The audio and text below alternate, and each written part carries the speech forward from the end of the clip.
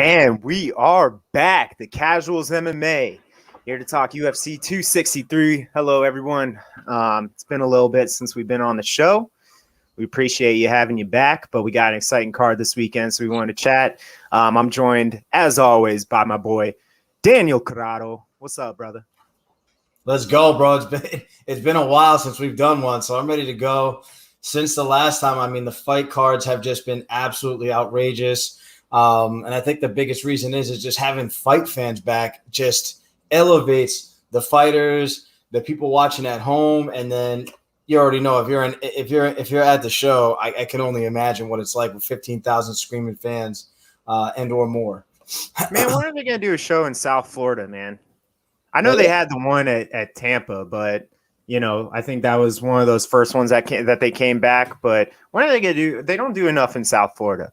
No, they don't. That fight card, I mean, was one of my favorites because Joanna Jacek fought on that card against Watterson. And I mean, it was a great card, So yeah, I would definitely love to see something down at Tampa again. South Florida has like a lot of the big camps, man. This is like one of the golden areas for MMA training. We have that along with like Texas and maybe definitely California is probably the hot spot for training. Vegas as well. But South Florida, man, this is where it's at. A lot of fighters come through here, man. Like it's crazy to me that we don't get more fights down here. But I know Dana White's had historic issues with the Florida Boxing Commission and how they've handled some past events. Well, I'd probably rather deal with that than the judging in Texas. Or how about New York? They have been. I don't think that they've had an event go by without a big time controversy. Oh well, yeah. I mean, you can see in the last one that they had with the Nate Diaz stoppage. They should have just let him bang, man. No, he deserved to get stopped. Yeah. He was bleeding everywhere. Face coming off. Cut it out. All right, man. Well, anything you want to get to before we jump into UFC 263? Yeah, to build on the point of, since the last time or even just since the beginning of this year, the fight cards have been huge. And as you know, you always make that statement that the summer is always the biggest fights, like rounding out into August, beginning of September. So I'm really looking forward to the McGregor and Dustin Poirier trilogy coming to a close. Looking forward to the Francis Ngannou against Derek Lewis. I hope that doesn't turn out like the first fight where these guys were just so scared to hit each other. I think Francis Ngannou came past that point. He's just swinging. He don't care. And then, with the news around, depending on John Jones fighting Stipe Miocic, I would love to see that. Yeah. As far as big fights. So I'm excited, but like for real fight fans, to see Max Holloway go up against Yari Rodriguez, I'm excited for that. I would love to see Zabit in there. I don't know what happened to him. Some other exciting news is Tatiana Suarez is coming back. I'm excited to see her, and I think she's moving up in weight class. So I think she'd be a great contender against Shevchenko. I think she'd be the one where people are going to say it's a possibility she can take her out. So I'm excited to see that play out. Hopefully, I think she'll probably need to get a warm-up fight.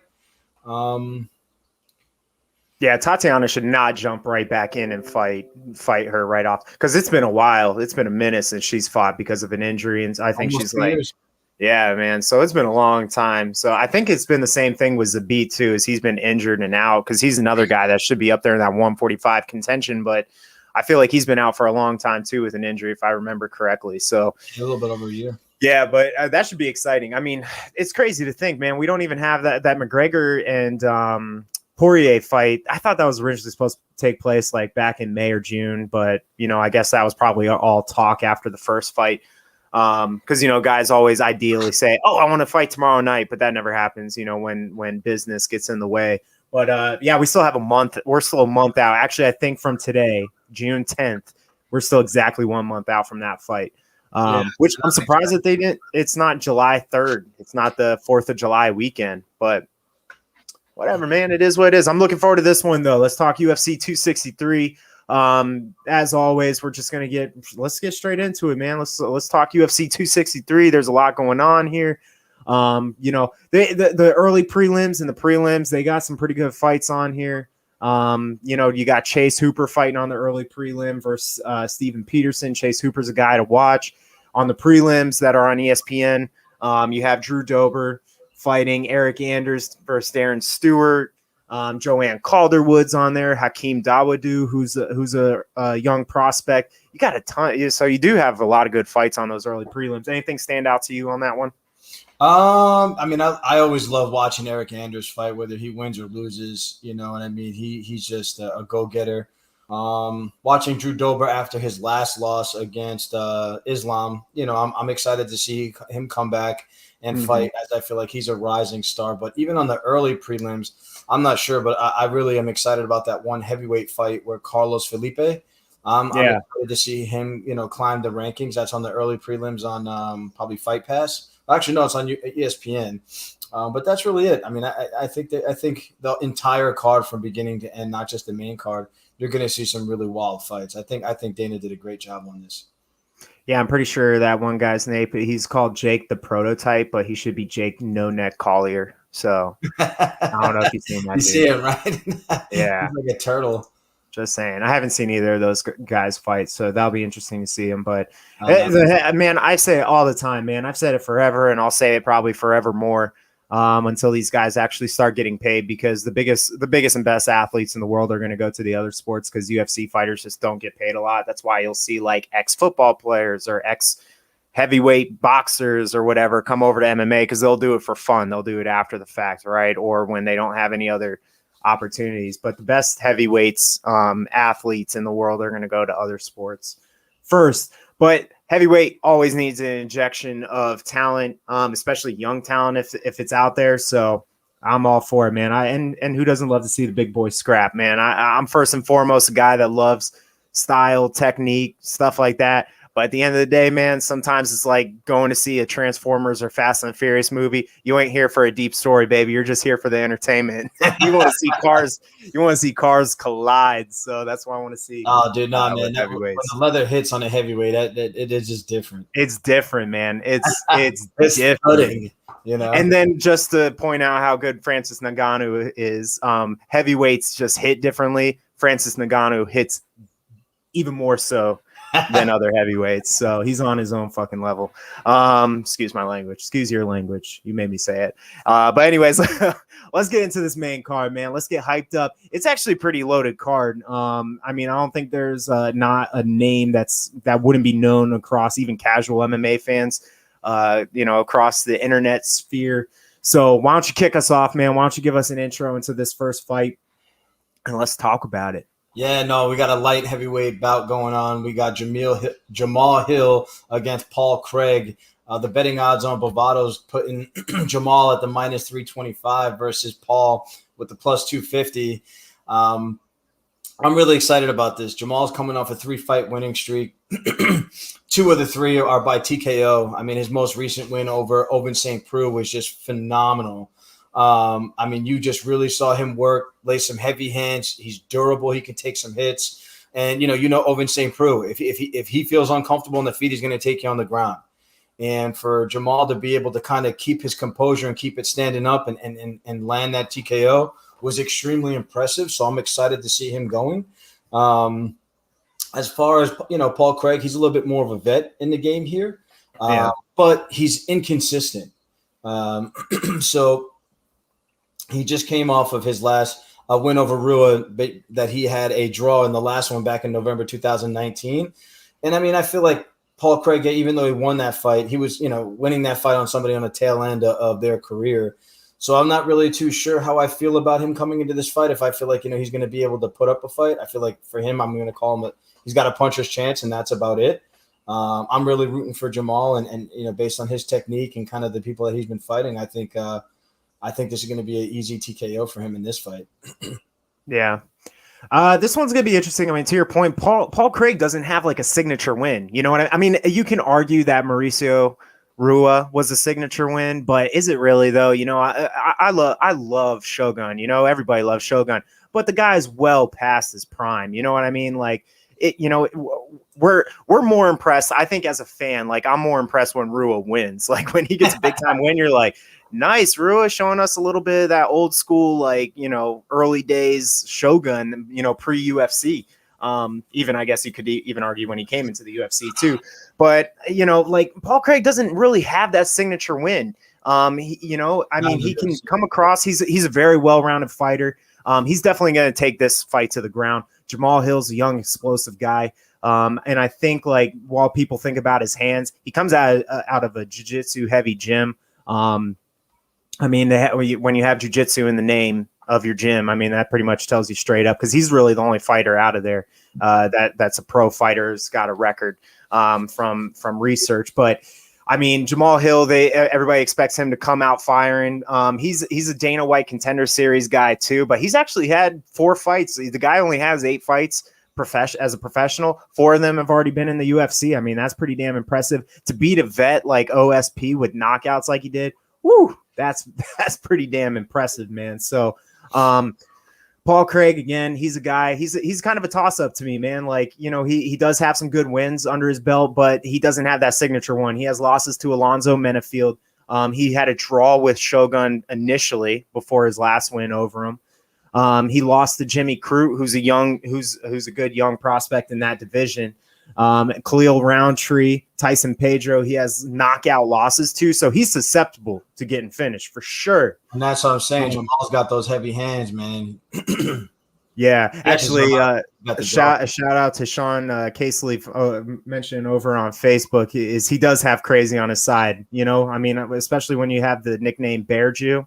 Yeah, he's got crazy on his side. So, yeah, and I think that's what it's going to take. It's going to be him fighting mean. And when I say fighting mean, it means getting a hold of the taller fighter, being able to get a hold of him and just like take him down to the mat or up against the cage and just make it an ugly fight in that way. Because I think otherwise, Jamal Hill, he's a long fighter. He's got power in his hands. So I don't think that the odd makers personally have it wrong in this one. I'm gonna have to agree with you. So, but yeah, man. I mean, otherwise, I think that's my fight prediction. Again, when you have a young guy that doesn't have too much on his record, it can go either way. You're always like, how's this fight? Which way is this fight going to go? But I mean, you always see that sometimes that veteran fighter, like they know how to create different situations or get out of certain situations more than someone that hasn't been in the fight game for a long period of time. So you always put that in there as a question mark. Like, are they able to do that? Are they able to pull, different strategies out of their book, from all the fights that they've been through and place it on someone that's a little bit more, what's the word that I'm looking for?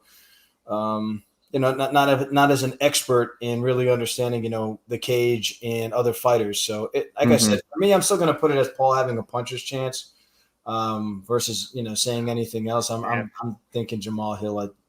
I think he's got it down. Or Paul Craig has the grappling chance, man. I mean, that's nothing. That's never something that you want to take out of the equation. When you got a guy that's just got experience about like grinding out a win. Paul Craig's that kind of guy that you can think like, obviously he has heavy hands standing up when needed. But again, like I think that from what we were looking for in the interviews, Paul Craig's expecting Jamal to come out swinging, coming out heavy, come forward. And he's going to probably put him up against the cage. So I think that's his game plan. It's going to be interesting to see if Hill jumps into that, and just falls susceptible to that game plan. But, I'm taking Jamal Hill on this one, man. The more athletic and longer fighter all day. Yep. Well, the next one. Bring it in, baby. Bring it in. For the next one, I'm excited to see Belil back. I'm excited the fact that he's able to recuperate after that nasty eye poke against Leon Edwards. And I was excited, because with Damian Maia versus Belil, let me take it back a step. Bovado, they got Damian coming in at a plus 175 versus Belil at a minus 225. So, I mean, when that eye poke happened to Belil, let me fast forward again now. I thought that he probably lost his vision. I mean, it swelled up and it was like literally in his eyeball. I thought that was like, like maybe career ending accident that had happened with Leon Edwards. Yeah. But for this one, I think we spoke about it earlier before we kicked off. We both felt like Damian Maia should have potentially called it quits after Ben Askren. But I mean, either which way, I mean, he's a 5th degree black belt. He's probably one of the fighters in the UFC that has the most fights underneath his belt here. I mean, he's fought everyone: Tyron Woodley, Colby Covington, Kamaru Usman, Ben Askren. I mean, this guy has been all over the place. Submitted Carlos Condit, beat Jorge Masvidal. I mean, the guy is literally a legend in the sport. And the biggest part that he has is that he's an excellent grappler and submission artist. So I'm excited to see him in there. I mean, he does have the ability to punch somebody and knock them down and then work his ground game. But I feel like, after him losing to Gilbert Burns last March, I feel like, just the way he was fighting and moving, I feel like he's somewhat on his way out. But, I'd hate to take that from him.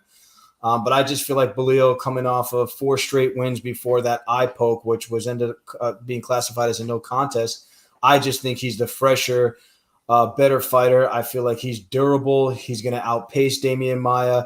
I mean, his takedown defense is 85%. I mean, that, just as a percentage, you can't really say that, it's going to work in his favor against somebody like Damian Maia. But I just feel like him being the younger fighter and I can't say more experienced, but just the hungrier one, I think he's going to pull this one out against Damian Maia for sure. Yeah.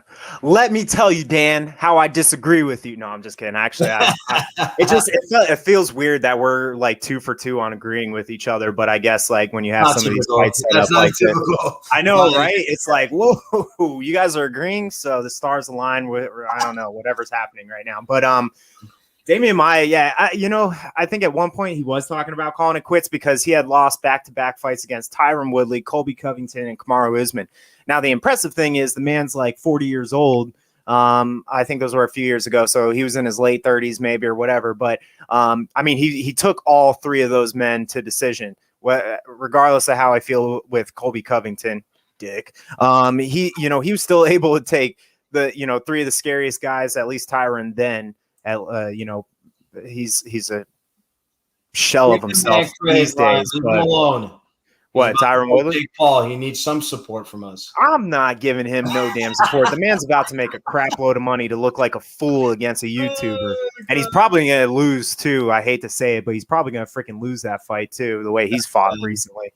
But, I mean, that's pretty impressive for a guy like – because typically when you think of 155 and 170, you're thinking about young fighters, man. You're thinking about guys that are, like, in the best shape of their life. And then here comes Damian Maia. Granted, he's a world-class jiu-jitsu fighter, but he's able to go 5 rounds with these guys, or go the distance with the top of the division. But, at the same time, like he does have some pretty good wins. He had Lyman Good, who he submitted, and then he had the Ben Askren win, which he should have probably called it quits after. But Gilbert Burns shows him why, the younger guys are on another level, and I think that's going to happen again with Belal. Don't underestimate Bilal's defensive wrestling skills. The guy's got a wrestling base. He's got a strong wrestling base. So if he keeps this fight standing, I think he's gonna pick Maia apart. Maia has underrated hands, though. I will say that, man. But does he have the reaction speed of a guy that's 32? He's 43 now. He does not. Maia actually, like, he used to have terrible hands. He would just literally come across the ring. He'd grab you, take you down. He'd suffocate you. But if he catches you, he'll put you down to the mat, and then he'll take advantage. He'll grind you. You can't find any holes in his jiu-jitsu game, man. You can't find – Damian Maia is so dang good, man. He suffocates you and just make sure that there's no holes for you to escape in his jiu-jitsu game. It's pretty incredible. But, to watch a world-class fighter like that. But, will he be able to take Belal down? That's going to be the name of the game. So, it's a case of being in 2 different worlds. You have the prototypical striker versus the world-class jiu-jitsu fighter. If it stays standing, Bilal's going to have a field day with him. If it goes down to the ground, Damian Maia just swallows anybody up once he gets to the ground. Even off of his back, he's a scary, scary man. So he's like Olenek's little protege. He's like the smaller python. Yeah. So, but I still see Belal being the stronger fighter here. Again, 32, he's in the prime. I'm sure he wants to take and wash that last fight out of his mouth, getting that eye swollen up, that no contest that ended up coming up. Yeah, no, and he wants to, man. Yeah, and he just wants to write. He wants to write in the ship, man. He just wants to write in the ship, get back into the scene, and do his thing. So you got to remember that last fight, would have put him in a position like Leon Edwards is in now, or even higher. Oh, for sure. So Khalil against Leon, that was like a contender fight right there for the belt. You know what I mean? Yeah. So that eye poke just threw everything off for the both fighters. So I think he's going to come in here and he's going to be hungry as all hell, man. So I'm because excited to see this fight. I think in his last, if you think about and consider the Leon Edwards fight, his last 10 fights, he's only lost one, and then he had the no contest against Edwards, and his one loss is not a bad loss. It was a decision fight. It was a very good fight against Geoff Neal, and that was what 6 fights ago now. I mean, he has wins over Curtis Molinder, Takashi Sato, Lyman Good, Diego Lima. Those are some names, man. That's some good young fighters that you're fighting. So Bilal, he's no joke at 170, man. So I'm really hoping that he rightens the ship here. I love having new contenders. You know me. I love getting new blood injected into any division. So I mean, not that Bilal's like new to the UFC, but just saying like new to the contender spot. You know what I mean? So, I mean, is he a guy that can go long distance and be able can you imagine him fighting Kamaru Usman? Not necessarily, but I like to see him at the top, fighting the top guys. I'd love to see him against like someone like Masvidal. Even somebody like a Marvin Vettori. Like he's a thick dude. Wrong. Oh, I'm sorry. No. That's a lower weight class, but like someone like Nate Diaz? Yeah, Nate Diaz. Yeah, 170. Yeah, he's at 170. I would like to see him fight someone like that. Or even to see him go up against Leon Edwards again. Maybe see him go against Neil Gilbert Burns.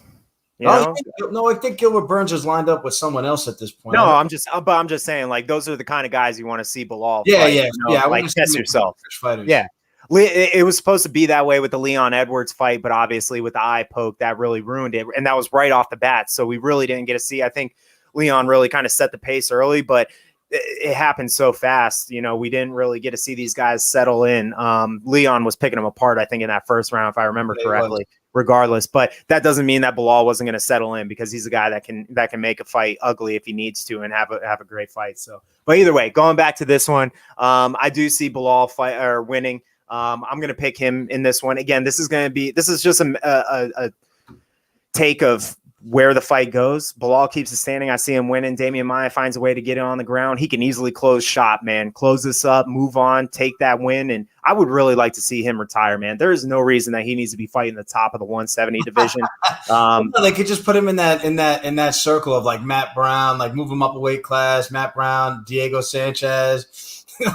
Move on to that. Oh, actually, and to mention too, paycheck. Yeah, I'm sorry, I didn't mean to interrupt you. But going off that too, you were mentioning how many fights. Damian Maia's had 32 fights in the UFC, and crazy enough, that puts him fifth. That puts him fifth on the list. So he's not even first. Jim Miller actually holds first with 37 UFC appearances.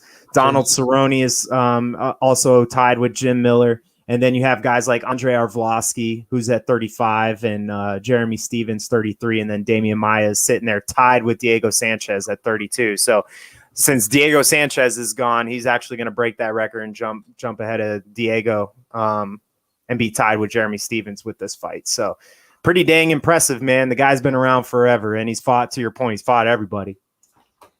So should be fun. But yeah, man, that'll be a fun fight. Be interesting to watch styles match up and see how that one goes. So otherwise, let's go on to the next one. On to the next one, baby. Yeah, so this one I'm excited. But just for the fact to see an underdog win, like I always love that. Like when there's an underdog and the potential for them to win, and what better underdog to wish to win than Nate Diaz? I love to watch him fight, even though in the past couple of fights he's got his ass whooped. I just love the environment and the atmosphere that he creates leading up to fights. He makes it fun. He makes it entertaining. He makes you, question, can he come back every time and just, change people's perspective or beat the odds? So I'm excited to see this fight. But then again, he's going up against Leon Edwards. And to your point about some of the fighters on this card, and to the point of what you love to see, he is in his prime. He is a fresh fighter. He is a top contender. And I feel like that, I think it was probably like a year. I think COVID knocked him out of the game from being able to fight and perform. I feel like he is just going to be on a mission to get to that title shot. So I think this is going to be a magnificent performance by him. I think he's just going to put on a spectacular fight against Nate Diaz. Because as you saw in the first fight before he eye poked Belal, like his awareness of the cage and his range, it just seems like it has leveled up so much since his last fight that he was able to fight against Dos Anjos. Like even that fight, he beat the crap out of him. I just feel like he's levels above that. And his physique, his stamina, his fight IQ. Dude, he looks like an NFL running back. Do you remember? I think you and I were talking about that one picture where he showed his quads. I mean, he has tree trunks for legs, man. I don't even know how he's making 170 because he's not a short guy either. Leon Edwards is what, like 6'1", 6 foot? Yeah, he's well something like that. And lanky, man. You don't see that often. Like people are either lanky or they're short and stocky, and he's got the best of both worlds, man. Yeah. I mean, to me, like, I don't think that I think he has one of the best jabs in the game. Like Leon Edwards has one of the best jabs because he knows he has the kind of jab that I like personally having, like when I train and stuff, is he has this nice long, he can hit you from outside of range. He can come into range and exit real fast because he's so long. He has long arms too. And he uses that. He uses that so well. And we saw that in that last fight, to your point with Belal, is like he can use that and get out and not get touched. I mean, I think that's what's impressive with Leon Edwards is he's so long, lanky. And then on top of that, he's put on some size, to your point, man, like with that layoff last year or whatever. Man, he looks freaking strong, man. He's going to be strong in that division. And I think that and the one thing that really concerns me in this fight that I just can't see or imagine Nate pulling it off is it's only a 3-round fight. You know what I mean? For 3 rounds for Leon Edwards, if he uses his range, he's going to have a full gas tank. I mean, if Nate can get him against the cage and really start lumping him up, he may have a chance to like tire him down, like with those combos and the body shots that he really likes to work. But I don't think he's going to be able to get that. I feel like Leon is just going to bully him and just tear his ass up, man. I kind of feel bad that I don't know, and I have no idea why Nate decided to take this fight against someone like him. Like if anything, I would want to go back towards the BMF belt or some shit. I wouldn't want to fight Leon Edwards, but then again, you know, when you're a fighter, you'll fight anybody, right? And I think the other. Sorry if you hear my dog barking in the background. I mean, Nate Diaz is not going to take a small fight, man. You know, to his credit, I mean, I'm not on the Diaz fan train like everybody else. I love watching them fight. They're entertaining as hell. There's not a boring Diaz fight. Like we even saw that when his brother fought Anderson Silva. Like even though there wasn't a strike thrown that whole fight, obviously I'm over exaggerating on that one because there's 3 fights thrown or whatever, but or three strikes thrown in that whole fight. But you know, like he's laying down in the cage and stuff. The Diazes are entertaining. They are for sure, but I don't think that he has that ability to be able to come in there and fight the best at 170. And his ability to win comes from him making fights ugly. He wants you to stand in front of him, and he's going to make the fight ugly. He's going to slug. He's going to throw. He misses a lot of punches. If you go back, I've been watching him for years, man. If you go back and watch his fights, he's going to throw punches in bunches. That's what I always say. He throws punches in bunches. He misses a lot of punches early on, but it's to wear you down so that way he can open up the big shots later in the fight. But there's too many issues with this, right? The reason he lost to Masvidal is because Masvidal is a sniper, like he likes to call himself. He can pick you off. Now you have a taller sniper and a stronger sniper coming in to pick you off. You know, he's operating with a 50 cal here compared to what he's seen with Masvidal, just size-wise. Because Masvidal, you can always say, is like a bit of an undersized 170, right? Leon Edwards is the opposite. He's pretty dang big for 170. Is he Kamaru Usman? I don't know. We'll have to see him in the cage, but he's definitely bigger. And Nate Diaz has always had trouble with guys that are physically bigger than him. I mean, the guy trades wins and losses. I mean, he has a decent record, I guess, at 20-12, but it's nothing that like stands out. It's just the Stockton slap and, his Yeah, well, ability to also talk you got fish to in the take middle into of fights, dude. consideration, Yeah. Ryan. I mean, if you look at his stats on UFC, like the amount of head strikes he takes are like absolutely unreal. Like he takes a beating, Yeah. and you know what I mean. Like I don't think he's in this fight. I don't think he's going to be able to do that. Well, that they modeled those rubber dummies off of his face. Just kidding. Just kidding. Just kidding. But so because it just gets beat all the time, like you might as well just he's very susceptible to getting cut, the same as he did in almost every one of his fights.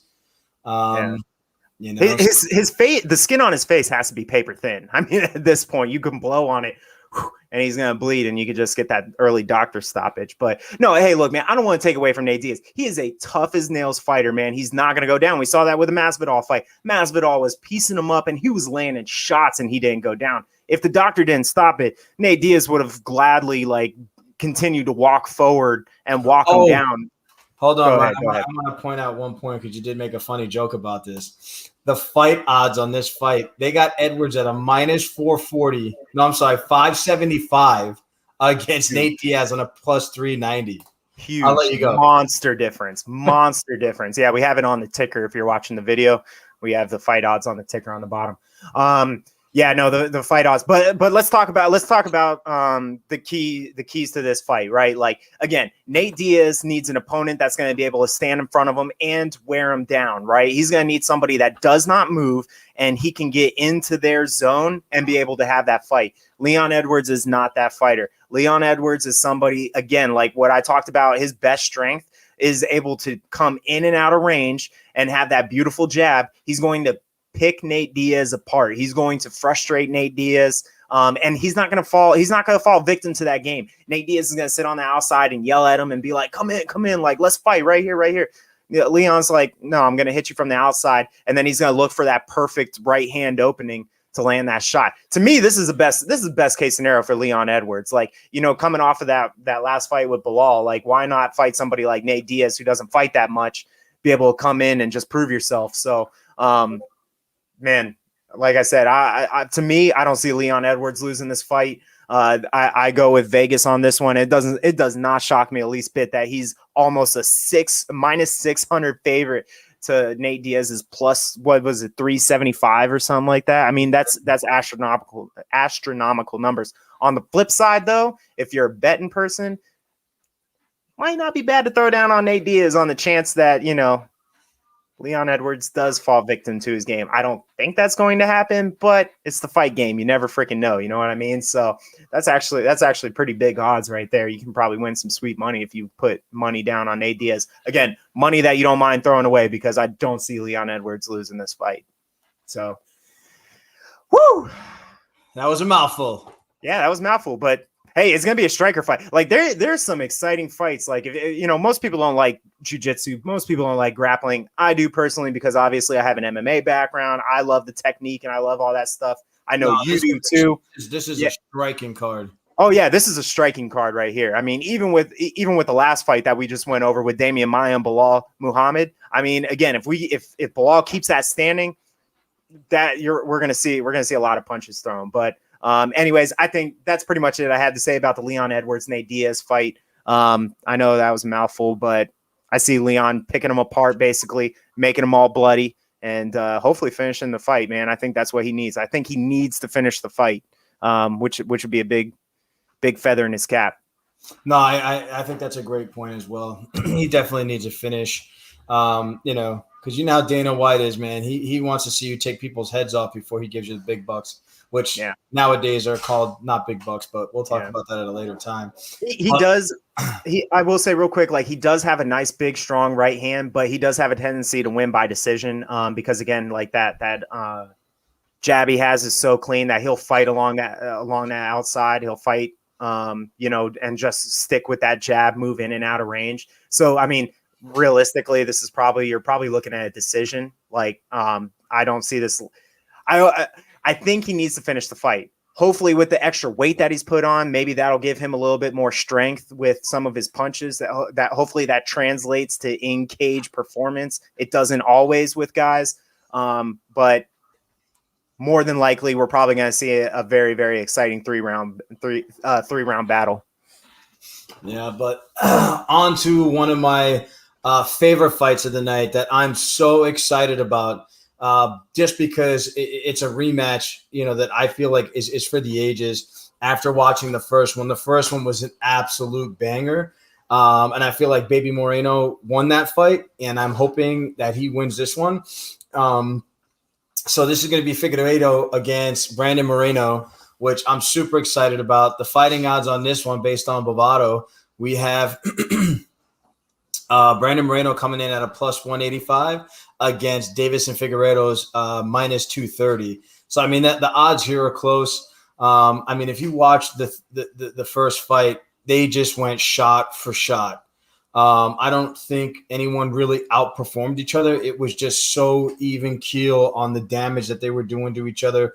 The only thing that, I may give Figueiredo is he had a little bit more of the power shots, but I feel like Brandon Moreno was more of the accurate striker throughout this fight. But Figueiredo throws everything he has into every punch. I mean, look at his uppercuts and his combinations left in his 1-2s. He's just heavy-handed. He's looking to take somebody's head off every time.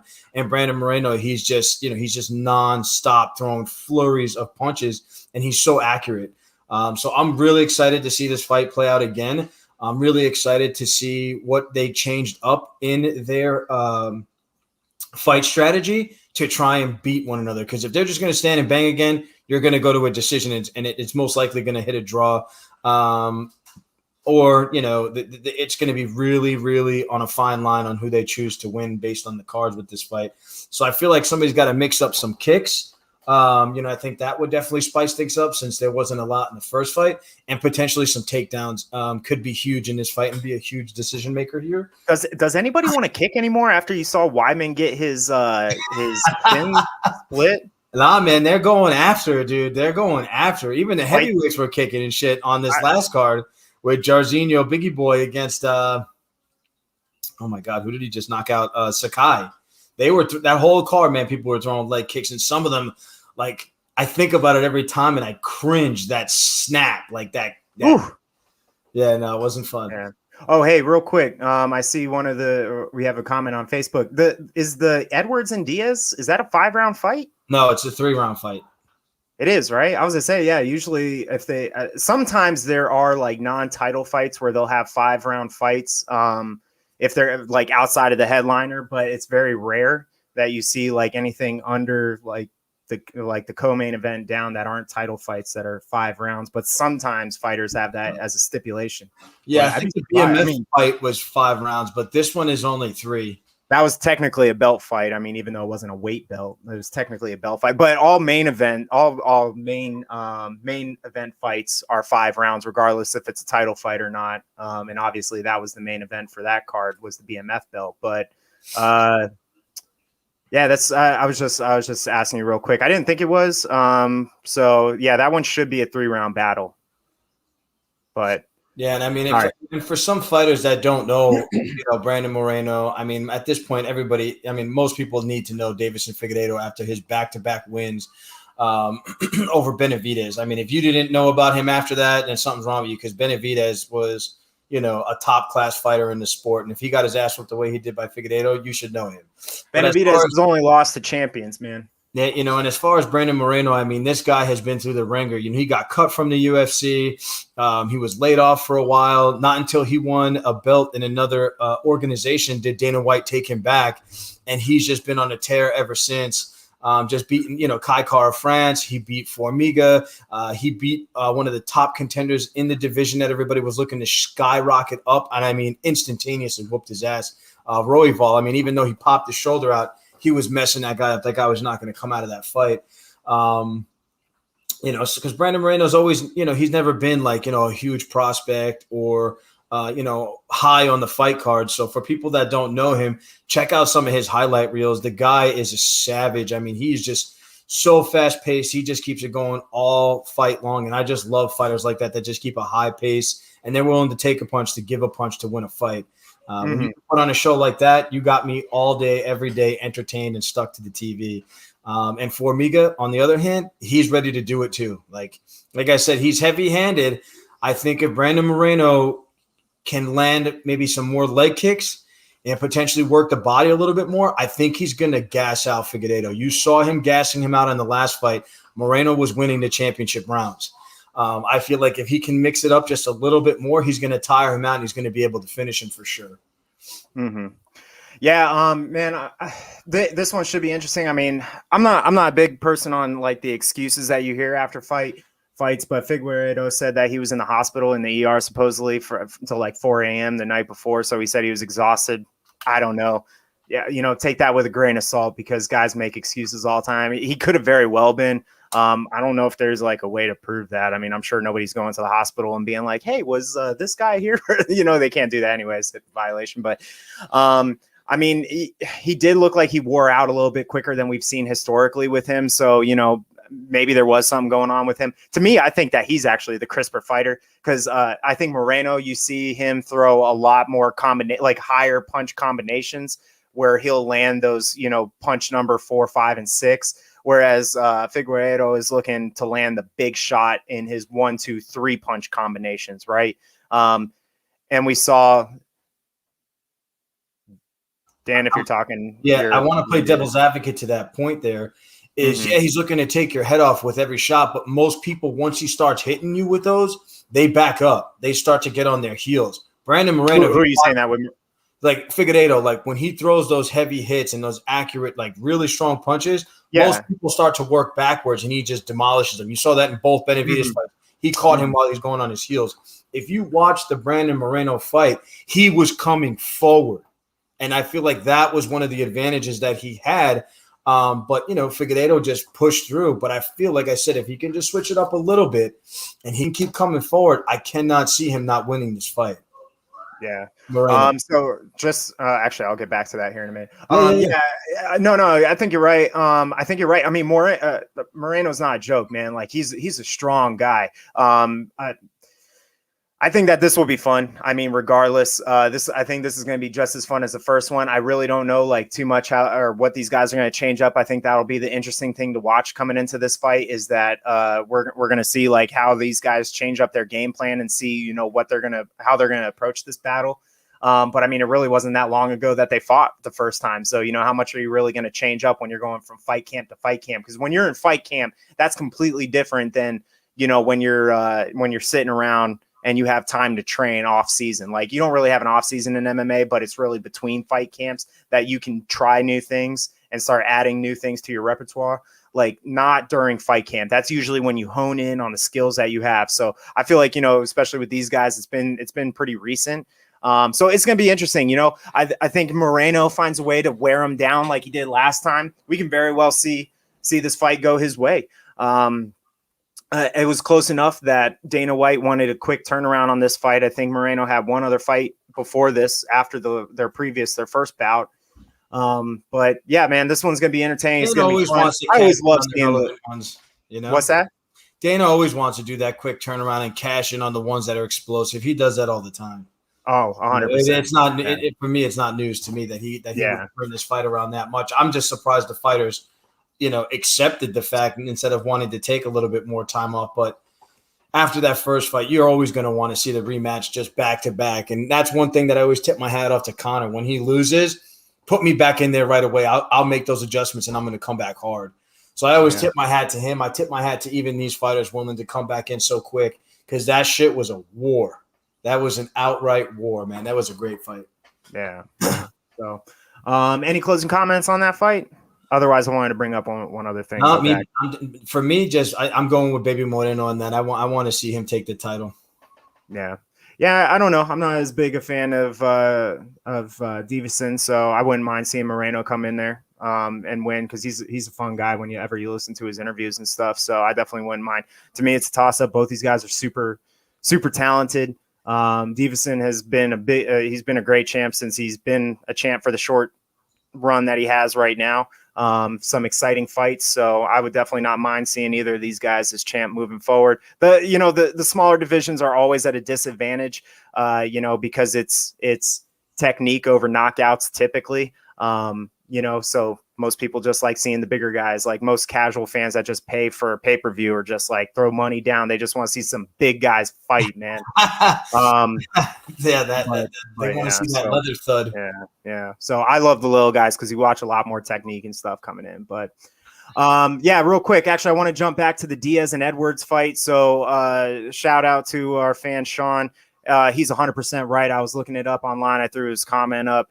It is a 5-round fight, and I think it's because this one got moved. I think it was previously supposed to be a headliner fight, and I'm sure Diaz is getting paid a hefty amount of money because the fans love watching him fight. So they had to end up moving this, and it's not typical to see like the a fight that's I think 3 fights down on the card as a 5-round bout. That's a non-title fight, but they must have been paying Diaz for a certain amount of money per round. So Sean, thank you for correcting us on that one. Yes, that one is actually a 5-round fight.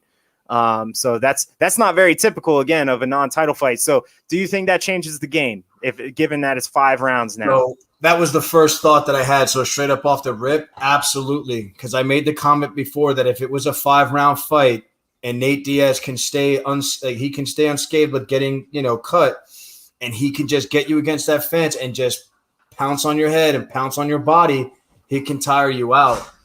Because I said 3 rounds, Edwards is going to walk out with a full gas tank. At 5 rounds, Edwards has never been in a 5-round fight, I don't think. Nate Diaz has.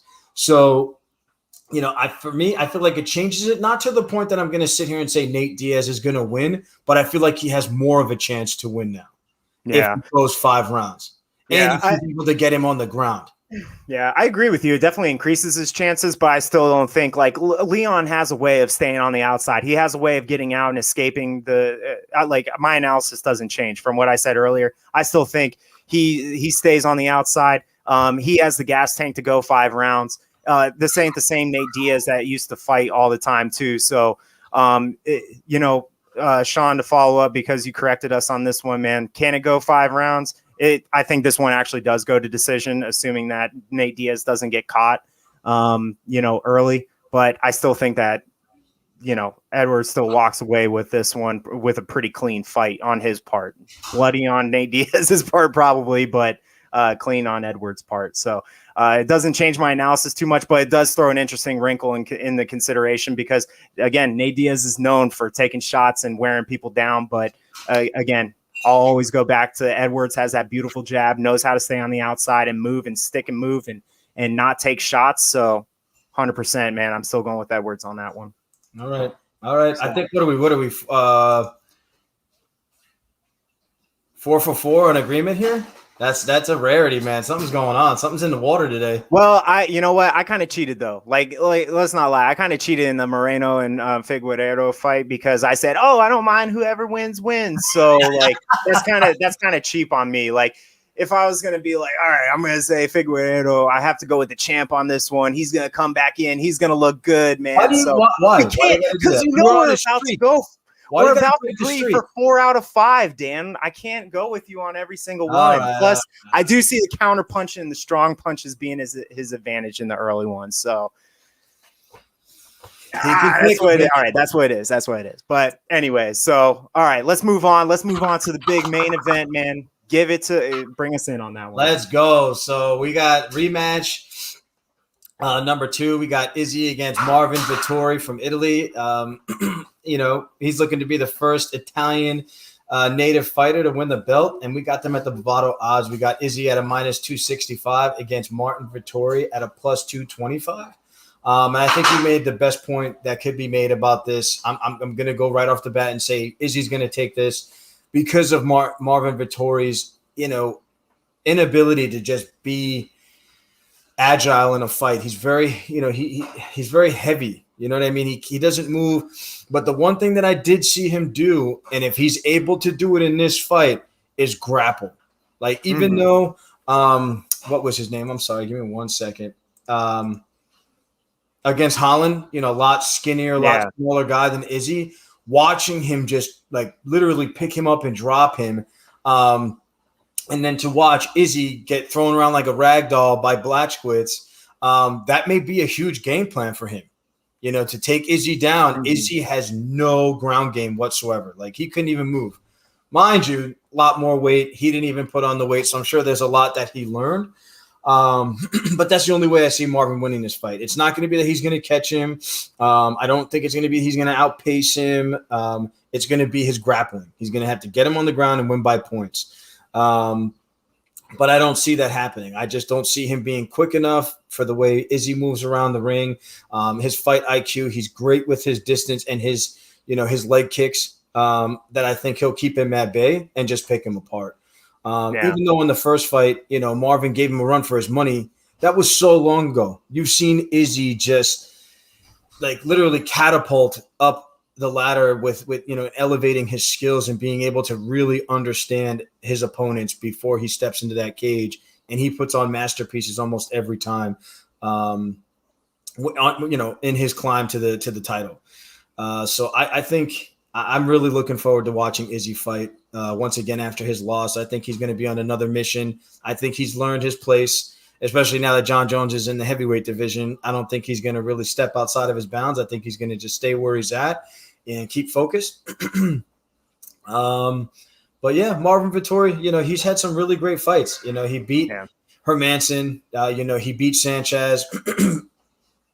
Since his loss to Adesanya, so he's had some pretty good fights. He's durable, but I just don't see him, being able to outsmart Izzy and catching him, or being able to get inside his zone and take him down. But we'll see how that goes.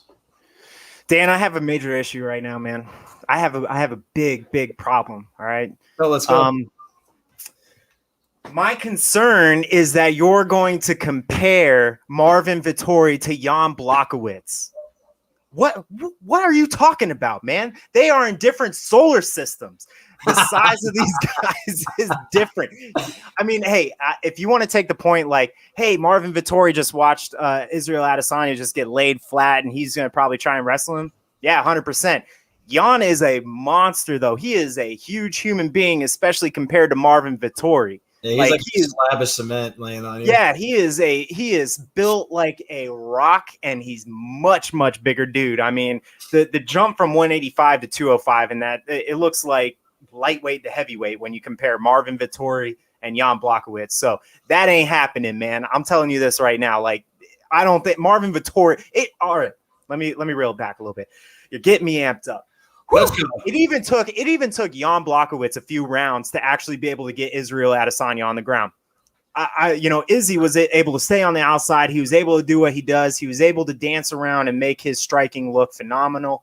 I still thought in the earlier part, like he won those first few rounds. Yeah, not as high a volume was thrown. I was a little, when you listen to the commentators, like when you're listening to DC, I don't know how much they're watching like live compared to because they have screens in front of them. So I don't know how much they're going back and forth, but I thought like their commentary kind of leaned a little bit more towards, oh, this is a very even fight. I thought, Izzy was getting the better part of Jan earlier on in that fight.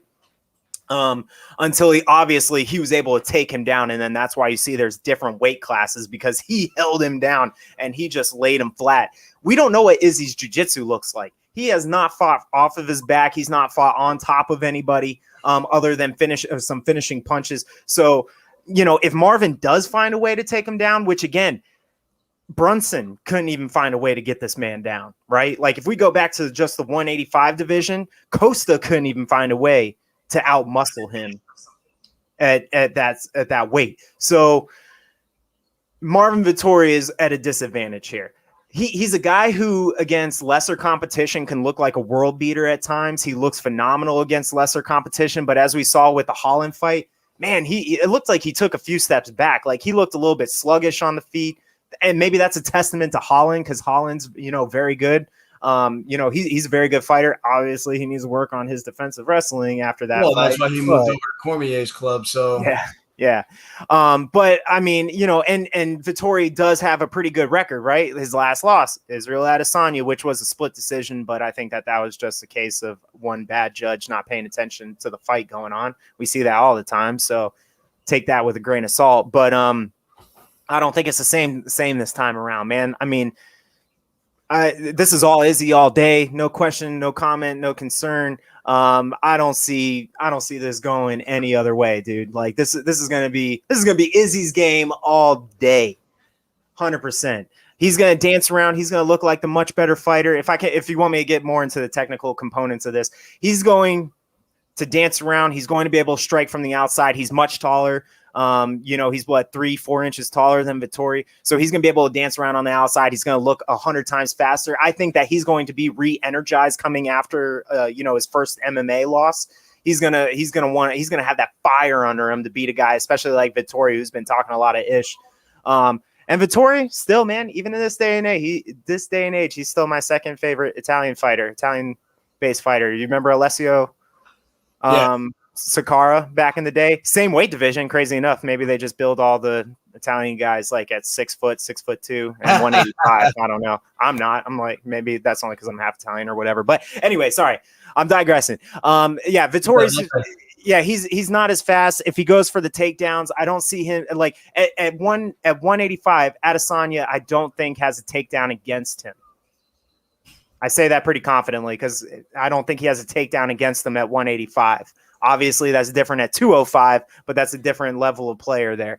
And he fought literally the best guy at 205 right now. So take that with a grain of salt. 185, I don't see him being able to get taken down. I don't see Vettori being able to hold him up against the cage because that was the other thing too is we've seen Adesanya be able to get against the cage and then rip guys off like Paulo Costa. I think put him up against the cage once or twice and he was able to rip him off. Yoel Romero couldn't do that. Vettori has a puncher's chance like always. This is MMA. Crazy things happen. A guy can come in not looking like himself, just not be on. Obviously, it's much bigger punishment in MMA as opposed to it is to baseball. Like you come in baseball, you're like, oh, I just couldn't see the ball today. Well, you're gonna strike out, maybe not hit the ball so well. You're gonna get knocked out in MMA. Is the consequences to that if you're not seeing the punches come very well. But I don't think Izzy's gonna have that problem. He's gonna come in motivated, and he's gonna want to, I think, finish this fight. And that's how I see it going. Do I see it going all 5 rounds? Nope. I think that this is going to get finished in the 3rd or 4th round.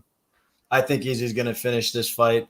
But like I said, if Marvin really put the work in and he really upped his grappling game and, he's able to just rush through, and potentially get knocked out by doing so, he may be able to take him down. And I don't really know if Izzy will be able to outpower him even with him on top of him. But we'll see. I always like to give the benefit of the doubt to the opponent in certain instances when you have the time to work on your game and you've had a couple of fights. You always take things with you from the last fight and you add it to your arsenal if it worked out to your advantage. Yeah. So hey, you know what? And you know what? Just for shits and giggles, let's say, you know what? I want to see Vettori take him down because I want to see what Adesanya can do off of his back. I don't think it's not going to be the same situation as Jan because Jan is a huge human being compared to Israel.